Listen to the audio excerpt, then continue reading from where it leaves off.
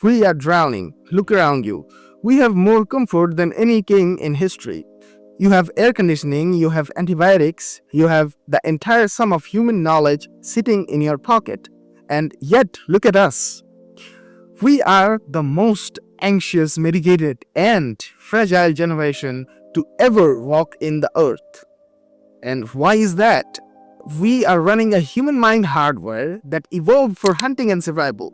In the world designed to distract you, enrage you, and sell you things that you don't need, you are running an outdated operating system in a high-tech hellscape.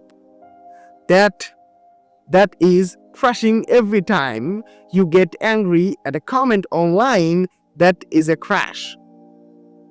Every time you feel jealous of someone's vacations photos, that's a glitch. Every time you lie in bed staring at the ceiling, terrified of a future you can't control, that is a system failure. What if I told you that there is a patch, a rewrite of the code? I'm not talking about thinking positive, or I'm not talking about that shallow Instagram quote and nonsense where you post a picture of a lion and talk about the grind. That is not philosophy. That is marketing. I am talking about a system, a rigorous battle-tested engineering framework for a human soul. A system that was not designed in a university classroom by some tenure-track professor who's never faced a real-life problem. This system I'm talking about was forged in fire. It was born in shipwrecks. It was tested in the torture chamber of Rome. It was written in the blood of soldiers. It is called Stoicism. But not the Stoicism you think you know. We are going to strip away the bro science. We are going to back to the source. Welcome to the masterclass. To understand the system, you have to understand where it came from, because context is actually everything. Most people think philosophy is for people who have too much time on their hands. They imagine old men, white robes, sitting around eating grapes and talking about the meaning of life. That is not philosophy. Stoicism didn't start with a lecture, it started with a disaster. The year is roughly 300 and 311 BC. The man is Zeno. He was from Citium, a city on the island of Cyprus. Now, you need to understand who Zeno was. Like, he wasn't a philosopher, he wasn't a monk, he was just a businessman, a merchant, and not just any merchant. He dealt in the most valuable commodity of the ancient world. He was a dealer of purple dye. He used to sell purple dye. In the ancient world, purple dye was liquid gold. It used to come from the sinews, and it was incredibly difficult to produce it. It used to be the color of royals. He was effectively a billionaire in that time. He had made it. He had what every single person in the modern world is chasing: wealth, status, security. Zeno was carrying a massive cargo of this dye, and nature happened. A storm hits. The ship is destroyed. The cargo, that purple dye worth millions, sinks to the bottom of the ocean. Put yourself in his shoes right now. Imagine you have spent 10 years building a company. You put every dollar you have into it. You work 18 hours a day. And then one morning the market crashes, or a lawsuit hits, or a literal fire burns your warehouse down. It's gone. Zero. Most people would break. In the modern world, like, most people will be depressed. We see this all the time, right? When the stock market crashes, suicide rates go up.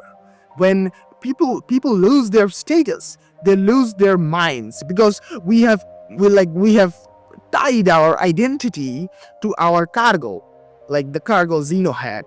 We think we are our money. We think we are our job title. On that beach, Zeno stands up. He was shivering. He is a stranger in a foreign land. He walks into the city of Athens. The story starts here. He walks into the city of Athens. He has no Wi-Fi to check his bank account. He has no insurance policy to call. He is at the rock bottom. And this is the moment where Stoicism is born, not in the success but in the crash. Zeno wanders into a bookseller's shop in the marketplace. He needs to get his mind off the disaster. He starts reading about Socrates. Socrates had died 100 years earlier. Zeno reads about this man who didn't care about money, a man who was internally strong, that even when the state sentenced him to death, he drank himself poison. Like Zeno is electrified. He realizes that while he lost his money in the shipwreck, Socrates had something that couldn't be lost in a shipwreck. Zeno looks up at the booksellers and asks a question that changes the whole history. He says, "Where can I find men like this? Where are the men who are masters of themselves?" Just then, a man named Crates walks by.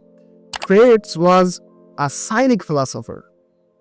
Now, cynic today means someone who is negative, but back then, cynicism was hardcore. These guys gave up everything. They lived on the street. They owned nothing. They trained themselves to endure cold, hunger, and public shame. The booksellers point to Crates and says that, "Follow the yonder man." Zeno, the former billionaire merchant, stands up and follows the homeless guy. He becomes his student for years. He carries heavy pots of lentil soup through the city just to learn how not to be embarrassed. He learns that poverty can hurt you if you don't fear it. But Zeno was smart. He realized that the Cynics were too extreme. They rejected society. They lived like dogs. That's actually where the word cynic comes from. Zeno wanted to be the part of the world but immune to its pain. Around 300 BC, Zeno is ready to teach, but he doesn't rent a lecture hall. He doesn't start a private elite academy like Plato. He goes to a public colonnade in the middle of Athens market. Why there? Because he wanted his philosophy to be in the noise. He wanted it right next to the fish sellers, the politicians, the thieves, and the regular people.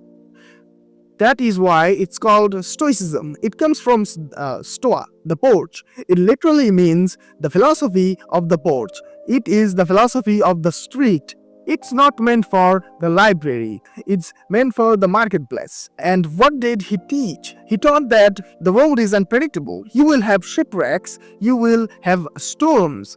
You'll have market crashes. You cannot control the ocean, but you can control the captain of the ship. Zeno actually divided philosophy into three parts: logic, physics, and ethics.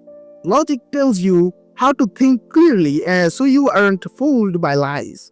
And physics helps you to understand how the world actually works. I'm talking about nature right here. Ethics actually teach you how to live courageously within that world.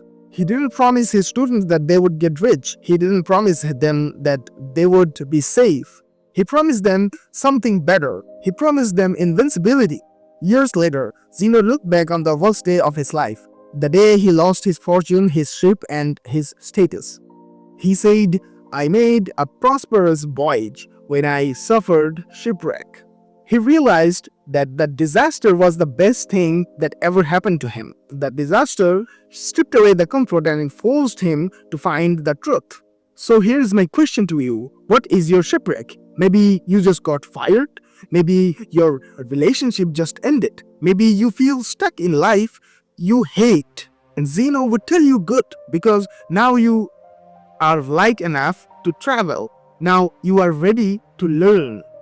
But Zeno was just the beginning. He gave us the theory. To really see this operating system in action, we need to see it tested at the extremes of human experience. We need to see what happens when you give this philosophy to a man in chains and a man with absolute power. In the next part, we are going to Rome. We are going to meet the slave who broke his own leg to prove a point. and the emperor who ruled the world but wanted to be a monk.